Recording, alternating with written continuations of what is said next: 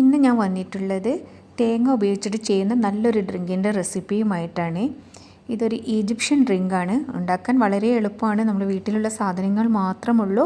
കുടിക്കാൻ അടിപൊളിയാണ്. നമുക്ക് നോമ്പ് തുറക്കുന്ന സമയത്ത് മാത്രമല്ല, വീട്ടിലെന്തെങ്കിലും സൽക്കാരമൊക്കെ ഉണ്ടെങ്കിൽ നമുക്ക് ഉണ്ടാക്കി കൊടുക്കാൻ പറ്റിയ നല്ലൊരു ഡ്രിങ്കാണിത്. അപ്പോൾ നമുക്കിതെങ്ങനെ തയ്യാറാക്കും നോക്കാം.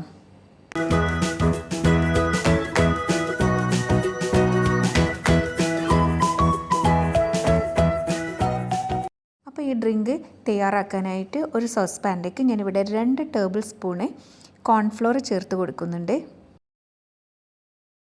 ഇനി ഇതിലേക്ക് ഞാൻ 1.5 കപ്പ് വെള്ളം ഒഴിച്ചു കൊടുക്കുന്നുണ്ട്. ഈ വെള്ളം ഒഴിച്ചിട്ട് നന്നായിട്ട് നമുക്കിതൊന്ന് കട്ടയില്ലാതെ കലക്കിയെടുക്കണം. ഇനി ഇതിലേക്ക് നമുക്ക് 1/2 കപ്പ് പഞ്ചസാര ചേർത്ത് കൊടുക്കാം.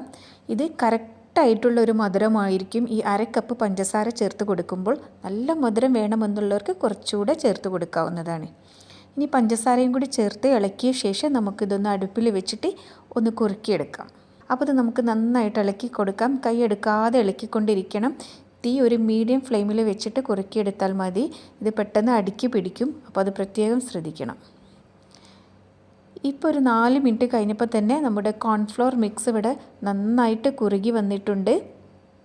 ഈ ഒരു പരുവത്തിലാണ് വേണ്ടത്. അപ്പോൾ അത് നന്നായിട്ട് തിളച്ച് കുറുകി വന്നാൽ നമുക്കിതിലേക്ക് 2 കപ്പ് പാൽ ഒഴിച്ച് കൊടുക്കാം. അപ്പോൾ പാൽ ചേർത്ത ഉടനെ തന്നെ ഒന്ന് ഇളക്കി കൊടുക്കണം. ഇനി ഇതിലേക്ക് ഞാൻ 1 കപ്പ് തേങ്ങാപ്പാൽ ചേർത്ത് കൊടുക്കുന്നുണ്ട്. കുറച്ച് തിക്കായിട്ടുള്ള തേങ്ങാപ്പാൽ തന്നെ ചേർത്ത് കൊടുക്കണം. ഇനി ഇതിലേക്ക് നമുക്ക് 2 ടേബിൾ സ്പൂൺ തേങ്ങ കൂടി ചേർത്ത് കൊടുക്കാം. അപ്പോൾ തേങ്ങ ഓപ്ഷണലാണ്, നിങ്ങൾക്ക് ഇഷ്ടമില്ല എങ്കിൽ ഒഴിവാക്കാവുന്നതാണ്. അപ്പോൾ ഇതെല്ലാം കൂടി ചേർത്ത് തീ നന്നായിട്ട് കുറച്ച് വെച്ചിട്ട് ഒരു 5 മിനിറ്റ് കൂടി നമുക്കിതൊന്ന് ഇളക്കിയെടുക്കാം. അപ്പോൾ ഇതൊന്ന് തിളച്ച് വരണം. ഇത് തിളച്ച് വന്നാൽ ചെറുതായിട്ടൊന്ന് കുറുകി വരും. ആ സമയത്ത് നമുക്ക് തീ ഓഫാക്കാം. അപ്പോൾ ഇത് നന്നായിട്ടൊന്ന് തിളച്ച് വരട്ടെ. തീ ചെറുതായിട്ട് വെച്ചിട്ട് ഞാനൊരു 5 മിനിറ്റ് ഇത് നന്നായിട്ട് തിളപ്പിച്ചെടുത്തിട്ടുണ്ട്. ഇനി ഇതിലേക്ക് ഞാൻ ചെറിയൊരു കഷ്ണം പട്ട ചേർത്ത് കൊടുക്കുന്നുണ്ട്. അപ്പോൾ പട്ടയുടെ ടേസ്റ്റ് ഇഷ്ടമില്ലാത്തവർക്ക് അത് ഒഴിവാക്കാവുന്നതാണ്. ഇനി ഇതിലേക്ക് ഞാൻ 1 ഏലക്ക പൊടിച്ചതും കൂടി ചേർത്ത് കൊടുക്കുന്നുണ്ട്. 1 2 ഏലക്കയുടെ പൊടി ചേർത്ത് കൊടുത്താലും മതി. അപ്പോൾ ഇതെല്ലാം കൂടി ചേർത്ത് 1 മിനിറ്റും കൂടി നമുക്ക് ഇളക്കി കൊടുത്ത ശേഷം തീ ഓഫാക്കാം. ഇനി ഇത് നന്നായിട്ട് നമുക്ക് ചൂടാറാനായിട്ട് മാറ്റി വെക്കാം.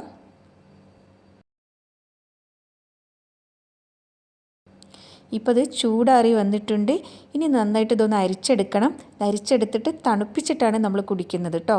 അപ്പോൾ ഇത് ഞാനൊരു അരിപ്പയിലൂടെ അരിച്ചെടുക്കുന്നുണ്ട്.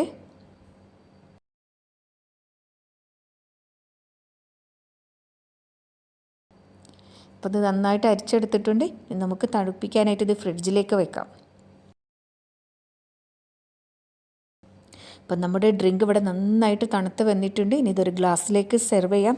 നല്ല ടേസ്റ്റാണ്, ഉണ്ടാക്കാനും എളുപ്പമാണ്. ഇപ്പം നോമ്പിനൊക്കെ ആണെങ്കിൽ നമുക്ക് രാവിലെ തന്നെ ഉണ്ടാക്കിയിട്ട് ഇത് ഫ്രിഡ്ജിൽ വെക്കാം. ഒരു 5-6 മിനിറ്റ് കൊണ്ട് തന്നെ ഈ ഡ്രിങ്ക് റെഡിയാവും.